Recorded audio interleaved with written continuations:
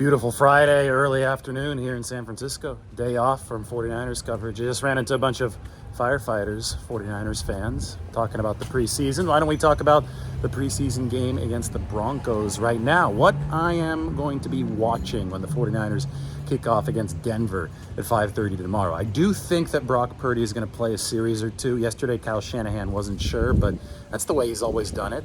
And I think this is a big deal for Brock Purdy as far as a milestone goes. This will be his first live action since the NFC Championship game when he tore the UCL in his elbow. So from a physical and probably mainly a psychological perspective, you want Brock Purdy to clear this hurdle, right? The last time he was out on the field, major injury happened. Now he can get hit again for the first time in a long time. So this is something that's, I think, very, very important for Brock Purdy to go through so that he's ready for action in Pittsburgh on September 10th. He's probably going to play again after this game too.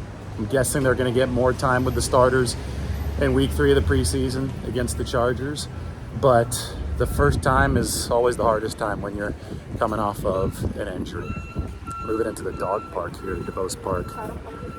Super sweet spot of San Francisco. If you haven't been yet, a little bit of a hidden gem, I think, especially for the tourists. All right, so moving on. 49ers second team offensive line. That's really, really important for them to figure out as well as far as who's going to make this 53-man roster. Swing tackle is the biggest question at this point for the 49ers.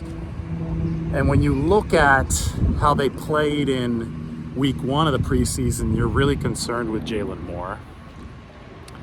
You're less concerned with Leroy Watson, but you're not sure if Leroy is ready for the bright lights yet.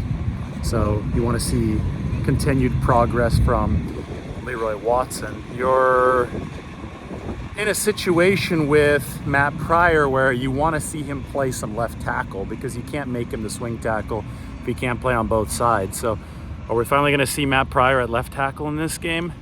Chris Foerster said that would happen after the first preseason game, so I'll be watching that. As far as the running back battle goes, I know that there was some question about Ty Davis-Price's blocking ability, pass blocking.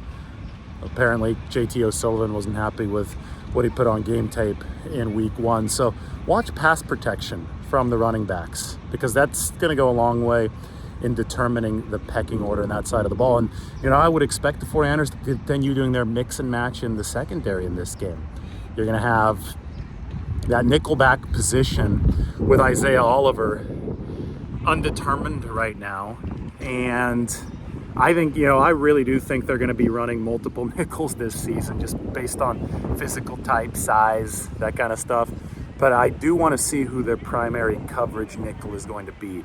And that probably will not be determined until the roster cut down. But I do think that they want Ambry Thomas on the outside on these nickel situations, and they could kick Diamond or Lenore inside. I mean, if Ambry Thomas gives the 49ers that flexibility, they are going to be very, very thrilled. And so far, Ambry is delivering. I think Samuel Womack has impressed them as well, but Ambry is a player who's done it in 2021, went MIA last year, and could give really unlock a whole lot of flexibility for the 49ers secondary here in 2023 if there is a reemergence.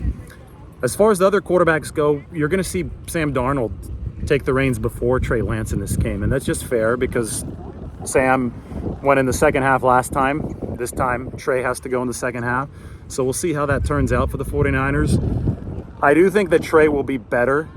One thing about Trey Lance is we just haven't, and he hasn't had a chance, but we haven't had a chance to watch him string together multiple starts yet, right? I mean, he got hurt in week 2 of the 2022 season. In 2021, the plan all along was to just have him sit. He had to play in place of Jimmy Garoppolo twice, but he also had the broken finger that year. That, in retrospect, we know that Trey was dealing with big lingering effects. He just hasn't had a chance to string together multiple games of NFL action.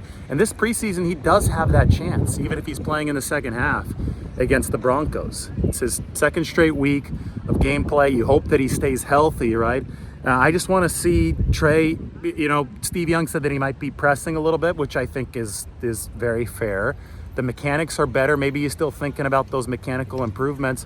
And as Kyle Shanahan said, he's just got to let it rip. Shanahan was a little frustrated with Trey Lance not just going to the read when he needed to go to the read on some of the sacks against the Raiders. So really curious to see if Trey Lance is going to be a little bit more decisive in his time against the second and the third team of the Denver Broncos in the second half on Saturday. As far as Sam Darnold goes, talk about QB2 and the need to demonstrate a nice high floor. Well, that's what Sam did against the Raiders. He needs to continue doing that against the Broncos. The 49ers want option power in the quarterback room.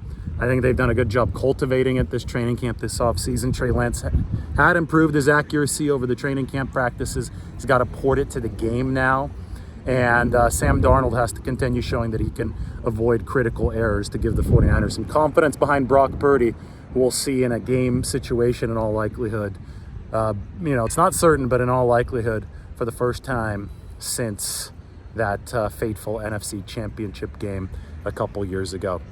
Along the defensive line for the 49ers, obviously Bosa is not back yet. I think Drake Jackson, he's been really close to returning. He's in full pads at practice. I don't know if they're just going to toss him in there in the Wolves in a game situation, but he's got to continue developing. I'm just excited about some of the reclamation projects, though. We had Cleveland Farrell deliver the sack, right? We watched him do that against the Raiders, his former team. Austin Bryant's been pretty good at practice for the 49ers. I think we'll see a little bit more of both of those two players. But how about Taco Charlton? Let's see if he can port some of that practice success. He had another sack the other day into game time success. How about Breeland Speaks, somebody the 49ers signed not too long ago for the Raiders games. Let's see if he can continue doing some good stuff for the 49ers in this time in a game. I mean, you can never have too many of these edge rushers at depth because Chris Kasarik has shown the ability to rehabilitate careers, and the 49ers are going to need bodies. They're going to need to have bodies coming in waves, fresh waves that are effective at the spot opposite Nick Bosa. By the way, those of you watching probably wondering where I am, probably want the full 360. Again, DeBose Park, this is the main dog park in San Francisco, really centrally located too. And on a beautiful day like today, I'm heading up to the bay. I'm going to bike up through town to get a swim. This is the kind of spot that you want to check out in San Francisco. A lot of urban oases in San Francisco. This is definitely one of them. There's the Anjuda line. Train goes right by here. You could take it through the tunnel to Cole Valley as well. And then, final thought for the 49ers, I think that linebacker position, they've got such a surplus of talent there. It's just fun to watch. Jalen Graham, D. Winters fly to the football, Marcelino McCrary ball. It's interesting to see how they might sort this out, because that's going to be a big story come the roster cut down. All right, that's what's to watch. That is what is to watch in 49ers Broncos tomorrow. So let me know your thoughts on what you'll be watching, but those are the things that I'm going to be zeroed in on, and we'll talk to you all very soon.